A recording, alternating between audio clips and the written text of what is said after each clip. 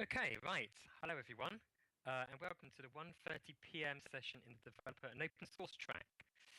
As a reminder to our in-world and web audience, you can view the full conference schedule at conference.opensimulator.org and tweet your questions or comments to OpenSimCC with the hashtag OSCC14. So this hour, we are happy to introduce the viewer development panel moderated by myself, Justin Clark Casey. Our panelist speakers today are Jessica Leon, who is the founder and project manager of the Phoenix Firestorm Project Incorporated, a non-profit company with over 80 support staff and developers working under it. The project is responsible for developing the very popular Phoenix and Firestorm viewers used in Second Life and other virtual worlds. So I'm probably not doing this in order, I just realized. So that is obviously Jessica in the middle there. To the left of Jessica is, as you're looking on stage, is Nikki Perriam, who is retired from the United States Army and ABB. Building the Kokura viewer is his major hobby. Nikki believes that building the Kokura viewer is good brain exercise, but then solitaire or Sudoku. Nikki lives in a rural area of Arkansas. I'm a Brit, I'm not saying this right. In the USA. Arkansas, of course. And to the right on the couch there, we have Lou Fears, who is a long-time Singularity developer. Lou Fears, and I'm probably not saying that right either, it's probably Fires, not Fears, sorry. Stepped in fairly late on, so we're very happy to have her. And hopefully later on, we'll also be joined by Cinder Biscuits, who I think is having some connectivity problems right now. But she's worked on quite a few viewers for a long time, including Phoenix Firestorm, and currently companies working on various other virtual world projects. Her goal is to see a metaverse thriving on its own and burdened by corporate ownership.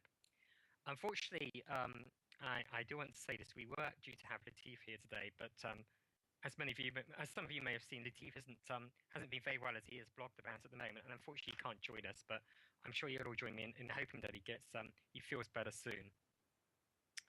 So, welcome everyone, and I don't think unfortunately Cinder has been able to rejoin us yet. So we're going to start. So the format of this is basically I have a set of pre-prepared questions about various viewer-related topics, and of course heavily related to OpenSim, as you would imagine in this kind of thing. And I'm basically going to work through them and ask the panelists to talk about them in turn as they see fit for as long, well, not obviously as long as they like, because it'll take the whole time, but at whatever length they think is appropriate, or as short as they like.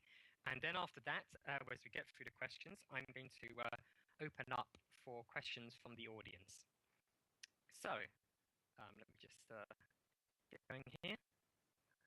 Okay. So the first thing really, obviously I've introduced them there, but I would like to give everybody an opportunity to say a bit about themselves. Obviously I've very likely missed something out or something like that. So I'm just going to ask in order here from Nikki on the left here. Could you introduce yourself, or if you feel I've done it already, don't worry about that. Maybe tell us a bit about the current state of your viewer projects. So Nikki. Okay, what are the thing that we most recently done is split off the OpenSim viewer completely as a new branch from Second Life. That was done due to some limitations that I was running into on trying to keep the AISV3 inventory and pipelining current with all of the OpenSim grids. The newest viewers would work on some OpenSim grids and not others, and I haven't been able to resolve that. So I've made the decision to go ahead and split off as a separate branch and use Second Life 378 as the base for that branch. And so I'm going to build forward from there. Thank you. So Firestorm, we're kind of in a similar boat as Nikki is with Kokura. We're in the process of merging Linden Labs AISV3, which will more or less kick out legacy baking, but we're going to handle it. We're probably going to handle it a different way. I think what we're going to do is merge in AIS3 and then reintegrate legacy baking after that. So we're in the process of, we're in a release cycle right now for our next release. It will not have AIS3. After that, though, we'll be handling that merge and then dealing with things from there. We have some challenges I can talk about more in depth as we go through this in that regard, but I'll pass it over to Liru. Okay, so I'm a little bit sick, so excuse my hoarse voice. Um, so I work on both Singularity Viewer and Alchemy Viewer, which is a new project. It's a V3, which, like Cocoa and Firestorm, it's using the new interface. There's not much to say for the OpenSim side yet, but we are planning to develop a whole suite so that OpenSim connectivity can be easily ported to many viewers, no matter what platform they are using. As for the Singularity side, well, everything is going pretty well. We don't have to worry about the merges with upstream. We pick what we need, and basically that's it. So yeah, I guess that's it since Cinder's not here and Latifah's out. Just moving on to kind of like question one here. So actually this, I think, relates about what you've just been talking about with things like baked avatars. But the first question I wanted to kind of ask you is that, is Open Simulator becoming harder or easier to support? And in that context, what needs to be improved to have Open Simulators support work with your viewers better? So Nikki, if you'd care to start. Yes, I think it is getting harder to support, but I don't think it's all due to OpenSim. It's just the complication of the projects as they mature. And the more you put in it, the more it's harder to maintain and put in new stuff.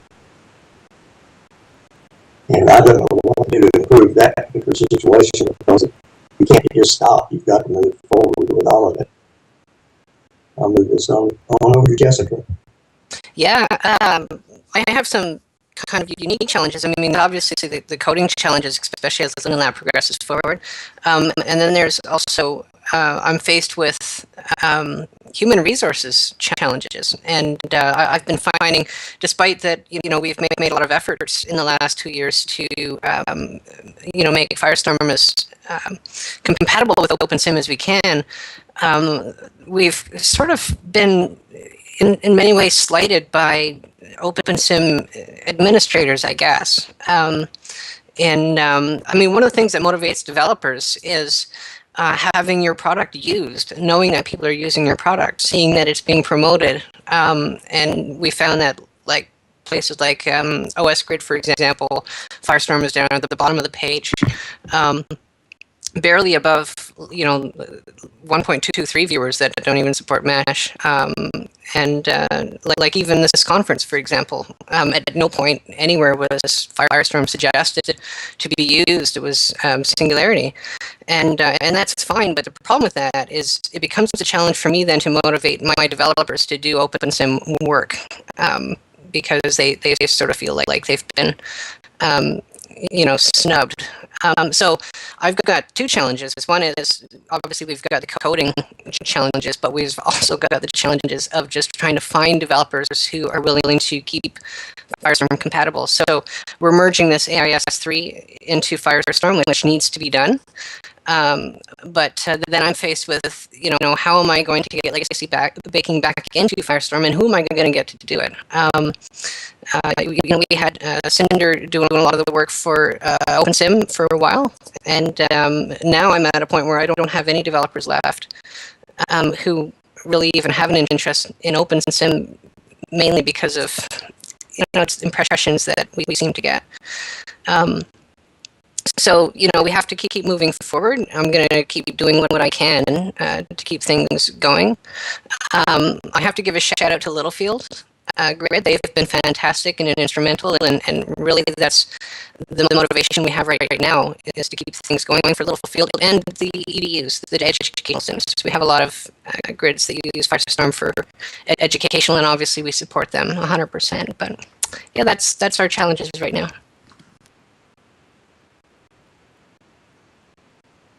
Okay, so I know there's probably quite a lot of comment on that, but maybe if I can go to Liru and let us speak about this question as she wants first, and then we'll actually have to have a short disruption because the core quality is degraded. But Liru, if you could just go on, sorry, not go on. If you could just talk about this, if you want this question. Well, there's not really much to say. I mean, I've been working with the people in IRC on OpenSim Dev, and I found it really easy to support. There's new things or old things that need to be supported that I just mentioned, and so it's been pretty easy. I mean, what needed to improve last year was communication, and that's certainly improved.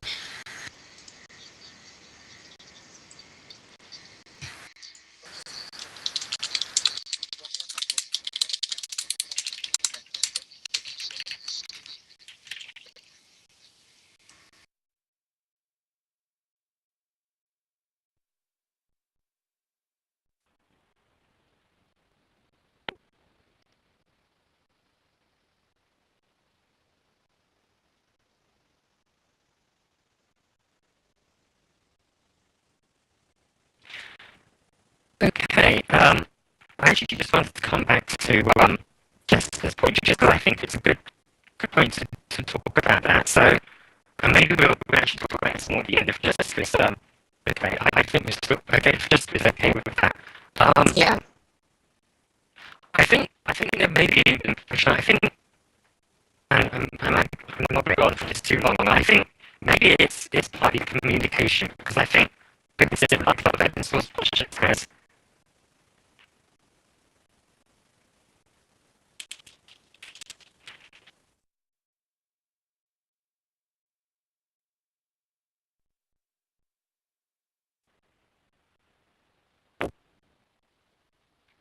Coming back. Is that any better?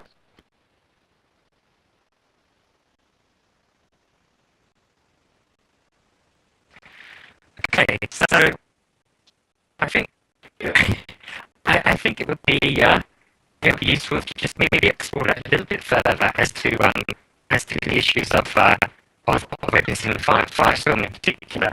I think, I mean, from my perspective, I think that I didn't get a lot involved in the user side of things. Is that maybe there's a small culture because I just seen there are quite a few people in the audience here who are very much Firestorm users and they're keen on it. So maybe there's a bit of a communication thing. I think maybe this is only my own personal feeling, which may or may not be correct, is that maybe it's a bit of a project culture because my understanding is everything that Firestorm comes very much out of Second Life and the Second Life culture of talking maybe in involved groups and talking about things involved, whereas OpenSim in particular very much comes from the open source culture of having people in IRC channels and talking in an IRC.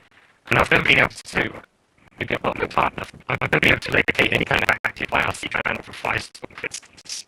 We don't. Well, we actually we do have an IRC, but very few of us actually uses it. We used to get hold of us, through. You can contact me at any time through my email, jessica.lyden@phoenixsphere.com.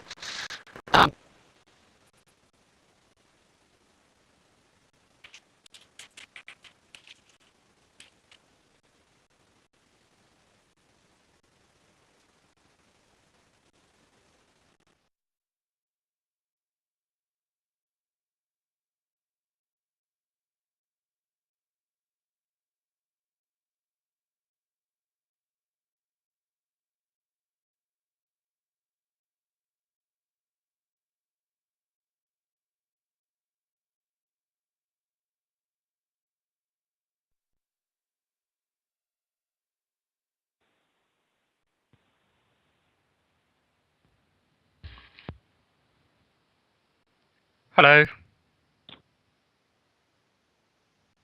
Okay. Does everybody hear me better now?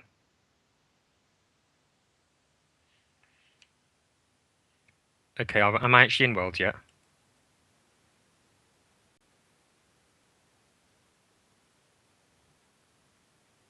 All right. Right, I'm gonna rewind back to the start of what I was saying, just to address Jessica's point directly about kind of like the OpenSim attitude. I think and I don't want to speak for other people out there, right? Because I do have a certain view. I'm very much head down in the server code, and and it doesn't always give me the best perspective. But I think as you've seen from chat, there are quite a few Firestorm users out there. And my feeling, and I know you had a response to this, was that maybe there was, to a certain extent, a cultural thing, whereas Firestorm very much comes out of for Second Life and having communication occurring within Second Life, or within, I should say, in world, whereas OpenSim is more the classic open source project of people very much communicating in IRC channels and mailing lists. And I've been interested in the past in joining, say, an IRC channel for Firestorm, but I haven't been able to find one. Maybe I didn't look hard enough, or I didn't find one that was at all active. So my theory was that maybe there's a cultural thing, and I know you had some points to address that, Jessica.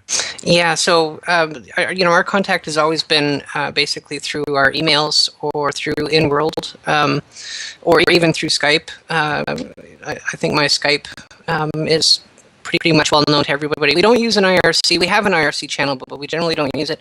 And we're sort of faced with a bit of a unique problem in having too many users. 350,000 people on Firestorm roughly. Just in Second Life, I have no idea how many in OpenSim. And with having an IRC channel, we're just flooded and end up not having any time to do anything else. Whereas at least if people contact me through email, I can kind of structure that. And for those of you, it's jessica.lyon@phoenixviewer.com or admin@phoenixviewer.com. And any of our contacts can be found from our website. I have a contacts page that lists every single person on the team. And communication is absolutely a big problem, I think, with between Firestorm and OpenSim. We have communications with Littlefield all the time. I talk to Walter regularly, and he keeps me posted on what's working and what isn't working.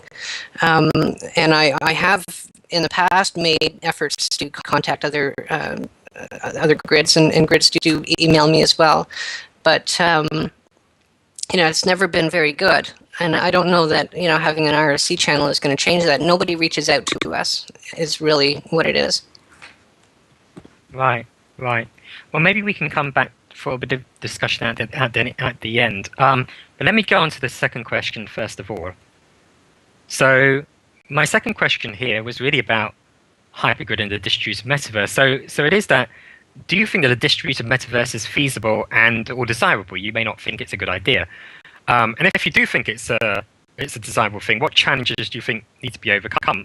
I guess primarily I'm asking on the viewer's side, but also maybe the system as a whole. So I don't know if I should be going to the same thing all the time, but Nikki, I'm gonna pick on you first again. Do you kind of have any response or thoughts about that question? Yes, I think that it's desirable to have a distributed metaverse, but the practicality of it, having so many different viewports into the different worlds or the way they operate is a challenge. It's getting to the point where you almost have to tailor the viewer to the region, or to the world or the grid that you're going in. I don't have anything else to add. Okay. Jessica, I don't know if you have any thoughts on that? I have to agree with Nikki. I think it's absolutely necessary to move forward. But there's also, as Nikki said, there's so many different channels on how to get into virtual worlds. And having listened to the previous discussion prior to Philip was, a web-based client. I think that's a fantastic idea, but there are a lot of challenges that need to get past that as well, like being able to build in world and having just even fundamentally advanced things like building inventory, various things. I think a web-based viewer is really the way to go. But again, are you going to end up with a whole bunch of different versions of a web-based client? Yeah, I think standards such as they are. You need to make a standard. And also, I think OpenSim admins have to collectively come together and agree on a path in one direction. I've heard at the OpenSim developer panel, you guys all seem to have different ideas of which way you want to go. I think OpenSim is going to need to find a way to agree on where they're going to go collectively, especially at this time when things in Second Life are up in the air. We don't know what's going to happen with SL1. Right. Good point. And Leroy, what thoughts do you kind of have about this topic? Well, I don't really have any thoughts that haven't been expressed already. I mean, I think that it's feasible and that it's desirable, but I feel like what we have right now is pretty good as is, except for I feel that hypergrid could be a little bit better. Like there was progress on it like 2 years ago, and now it's just been stagnant for a while. Okay. So moving on to onto the third question here. So I guess maybe your most desired feature would be some kind of agreement as to what it's going to be. Yeah, absolutely. But I mean, if I just present this question to Nikki first, I mean, do you have any particular feature, and that could be pretty much anything, maybe something to make your life as a viewer developer easier. And I think maybe you've already addressed that, or maybe some other kind of feature you think is going to be very interesting or important in virtual worlds.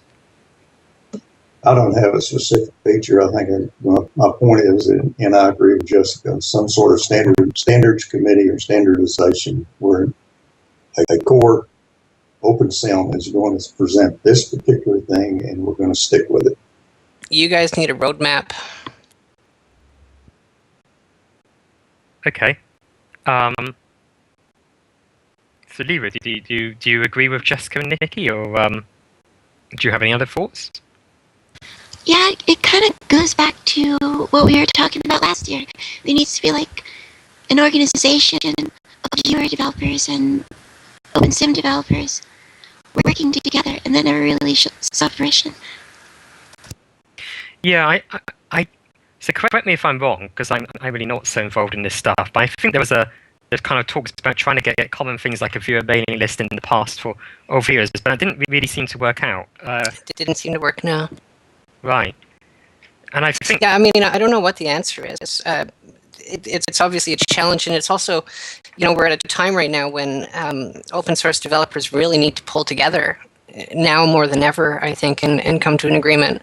But it's also a very difficult time to motivate open source developers, just with the way things are changing. 4 or 5 years ago, virtual worlds was really exciting, and not to say it's not still exciting, but it's the honeymoon is sort of worn off on people, and there's other emerging technologies that are pulling people's interest away from virtual worlds, I think.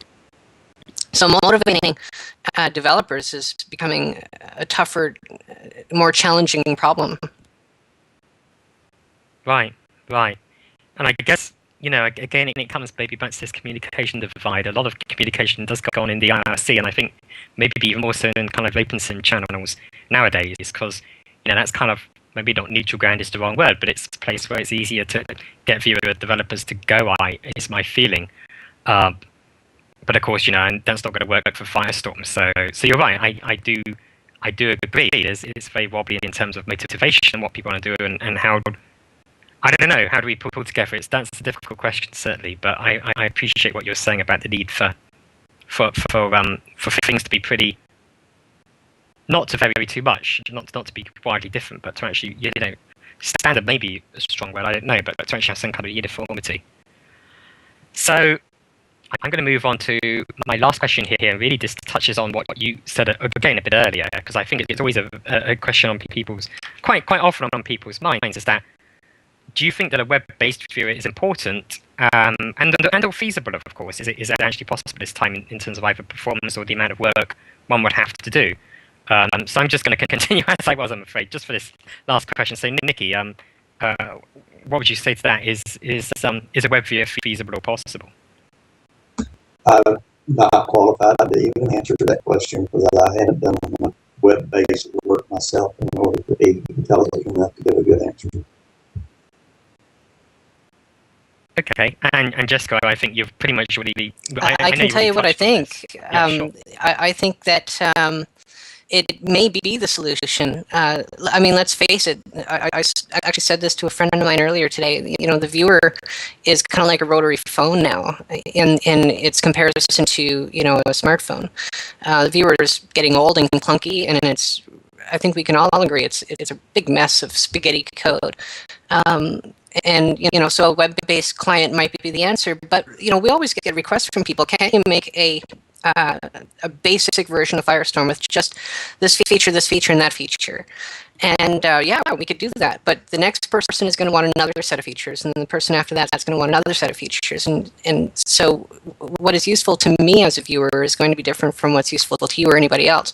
So if somebody does do a web-based viewer, which won't be us, because like Nikki said, we don't have that expertise in that area. You know, my devs are C++ devs, and a web-based viewer would not be C++. So there's a lot of challenges that need to be faced, and I can't help but think, you know, we're reaching into a crunch time. Somebody needs to be doing something. But yeah, I don't know, motivation, all that stuff. Okay, and finally, Liru, what do you think about web-based viewers? Do I think they're important?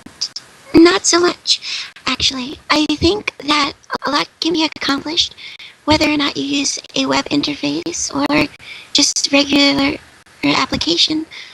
We have already phone applications. There's Lumia, and there's viewers for computers, so we don't really need them. Are they feasible? Yeah, they're feasible, but I don't think they're needed, because what we can do, even though the viewer code is getting old, we can totally rewrite it if we need to. We can make it customizable if we need to, or we've been working on that.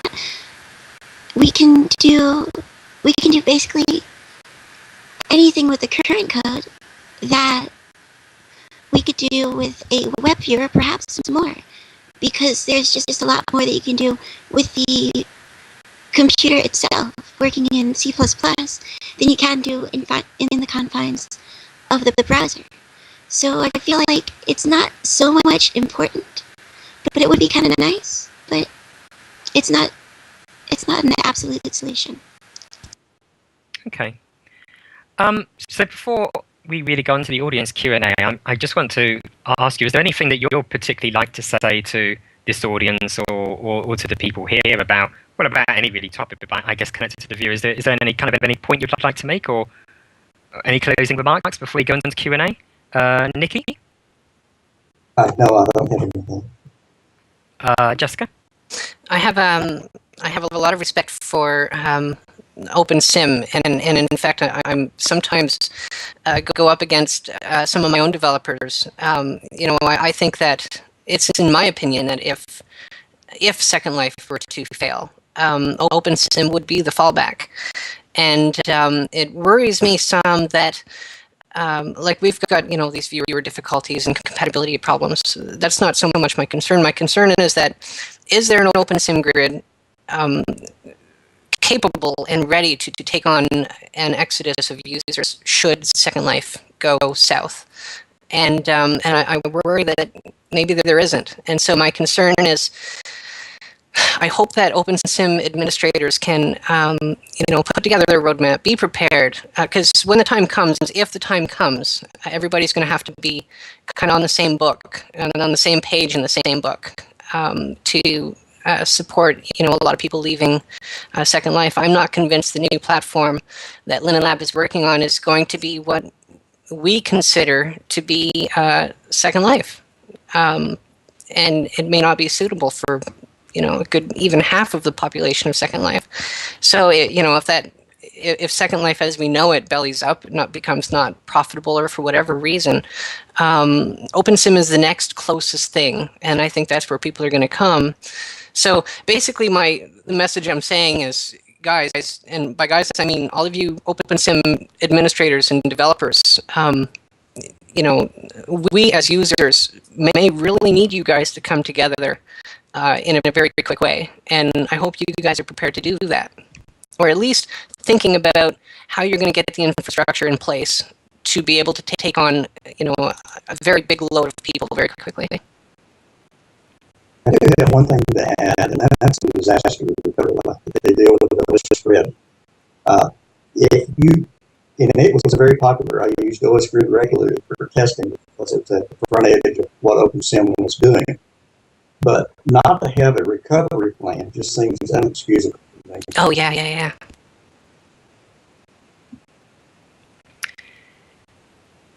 Yep. Well, let me just finally ask Lewa, do you have any kind of closing remarks you would like to give here? I don't have any closing remarks, no. Okay, well, thank you already very much for kind of your questions. Now, I would like to take questions from the audience. I know I saw one earlier, and I've got to scroll back a little bit through. I know we had some technical difficulties earlier. Unfortunately, it looks like Cinda has not been able to make it back. I'm sure she's having probably I mentioned some network issues. So really, you've already, I'm taking this question from Matt, but I think you've already answered it in that, where do the panelists see the future of SL 1.0 going? Will Linden Lab continue to support and develop it at all, or do you foresee a shorter-term holding pattern support followed by the plug being pulled? I can only speculate, but I'd be willing to speculate. Sure. I think, and I don't think any of us really know, but I think that Second Life 2.0, as we'll call it, there is no real name for it just yet, is probably going to be more social media in a virtual world than what SL is. And since they're planning on supporting other platforms, it might be less graphical. I don't know. It's hard to say. As far as SL1, as we know it, I would, from a business point of view, I would suspect that, as Abby Linden has said, they want to make the new platform so good that people will want to leave Second Life and go to the new platform. And they will obviously, once that's been released, they'll be marketing the new platform. There'll be advertisements for it and all these things, and there'll be less information about Second Life 1.0, as we call it. And so through attrition, I do believe Linden Lab will keep SL1 going as long as it's profitable. But I think through attrition and not being marketed by Linden Lab, gradually things may go down and it'll get to the point where it's no longer profitable, in which case, from a business point of view, it would only make sense for Linden Lab to shut it down and try to transition people to the new platform. And I hope that if that happens, it would be a slow process. But so I just think, OpenSim should feel some pressure. OpenSim administrators should have some pressure on their shoulders to, be prepared for if that time comes. Okay, I'm just going to swap to a question I saw from Walter elsewhere, and then I'm going to go back to the main chat. In that, just following on, I'm sorry, I'm just jumped all over you, Lewa. Sorry, and Nikki, I'm so sorry. Did you have any kind of other points you would like to have made about that question? I kind of forgot the question and all the commenting.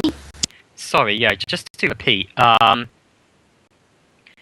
is that really it's about 1.0, and if I just relocate the exact question, the question was from Matt Harry, is where do you see the future of SL 1.0 going? Do you think LL will continue to support and develop it at all, or do you see a short-term holding pattern followed by plug being pulled? And if it is the latter, will the third-party viewers shift towards support OpenSim, or are they more likely to pull their own plugs? Well, as I've seen so far, it was a whole bunch of the Lindens had supposedly moved on to the new platform, but we keep seeing them come back and work on Second Life, so I don't think that the new platform is going to be pulling away too many people. I think it's just going to be like more of the same. Maybe some people try out the new platform, but since there's not going to be the same content, I don't think people are going to move or be as willing to move. Okay, and Nikki, do you have any opinion on this topic? Yes, I have an opinion.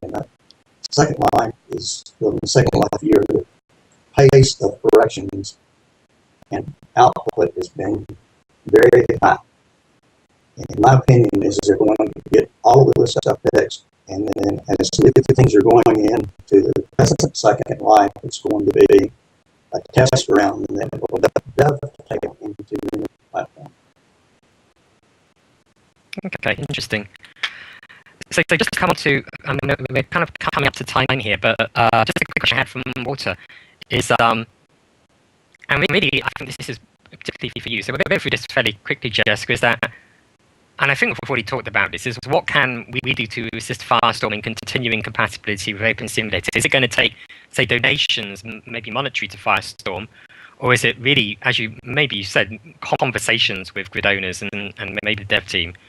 Would it be helpful? And I don't know how these things can be difficult to organize. And really, this is the point at which we have these conversations. But would it be helpful to kind of have some way of having a conversation about this? Yeah, I think this AIS v3 thing and losing legacy baking is going to be one challenge, but it's in a big challenge. But I think it sort of sits on its own. And we'll manage. I'll get around it. I'll find a developer who will, merge in legacy baking back in. It's possible that I might have to go with a bounty and offer a bounty at that code back in. Again, it's, I just have a problem with motivating my own developers right now because they sort of feel outed and slighted in some ways, and I can understand that. And communication obviously is really important. And, I noticed that Nebadon said that he won't do business through email. The email is just a starter. Once I get your email and we'll have a short reply, I'll get you hooked up in Skype with me and we can sit and chat and talk all we need. And I'm more than happy to come into the grids as well, as I often do. I think communication, we need to see communication. I need my developers just to see that they're appreciated. Singularity devs know that they've got a lot of support here in OpenSim, whereas my devs, we rarely ever hear from OpenSim folks. And so, yeah. No, that's a really good point. I mean, it really does sound like, as you say, knowing that there really are people in OpenSim who support it and, would really like to see Firestorm continue to support. So maybe we can work towards that. As you say, if email is the first, Skype, it tends to be more of a common ground. I have to say, a lot of communication.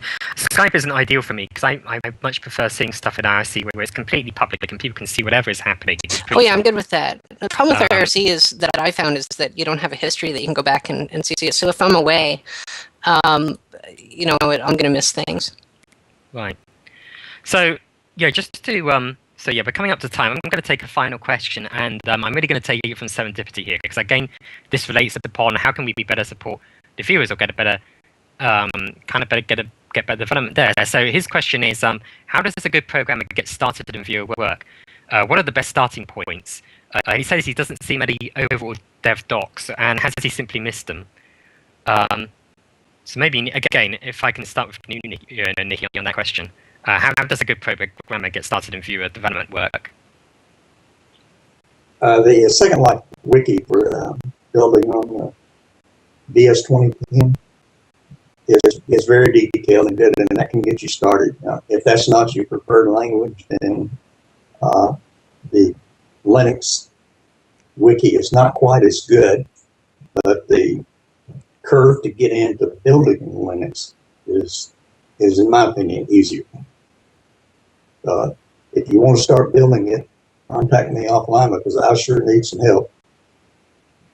Right. So just to repeat what Nikki said, if anybody wants to kind of start working or building, I think you're saying, Nikki, right, is to contact you and just go from there. Yes. And I guess, not anybody's competing with developers or anything, but I mean, Jessica, do you have a comment on that, on how does a viewer developer get started? How can they help?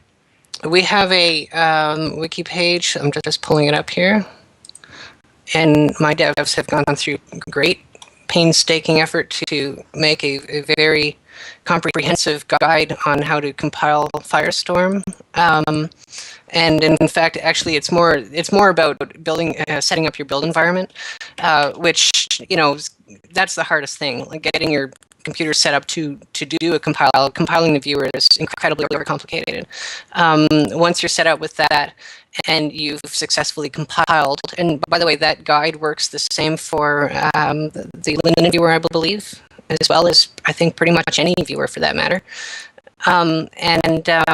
Basically, if you want to be a dev for the Firestorm team, what we ask is take a look on our Jira. We've got a lot of bugs. We've got a lot of feature requests. We've got a lot of things. Pick something that interests you. Compile Firestorm. Resolve that Jira, submit it to us as a contribution, basically, this is how we recruit anybody on the team, and it goes the same with our support team. Once we see that, because if I had a dime for every person that's come and said that they, are a developer and they can do things, but in the end they don't even know how to compile anything. So we sort of need to see examples of your work. And so when I say contribute code, I mean, give us a few examples of your work compiled against Firestorm that we can take and introduce into our repository. And it becomes a point where it doesn't make sense for us to not recruit you as a developer on the team. And we are always looking for developers, always. Okay, and Liru, how can somebody best get started in viewer development, or maybe in general, or Singularity in particular? Well, for Singularity in particular, I generally recommend that you join the IRC channel on Freenode. It's Singularity Viewer, one word, no underscores. And basically, if you arrive there, you ask for help, or I'll probably say hi anyway, because I say hi to people who I haven't seen before, or I just don't remember seeing. And I'll find out what you want, what you need to do. And I've been around the viewer source a while, and a lot of other people in the channel are there to help too, even if I haven't been around. And we also, since Jess linked her pages, I'll link mine. We've got those 3 pages, which have been written based on building the viewer. I wrote the first 2, and the last was written by Latif, who couldn't be here today.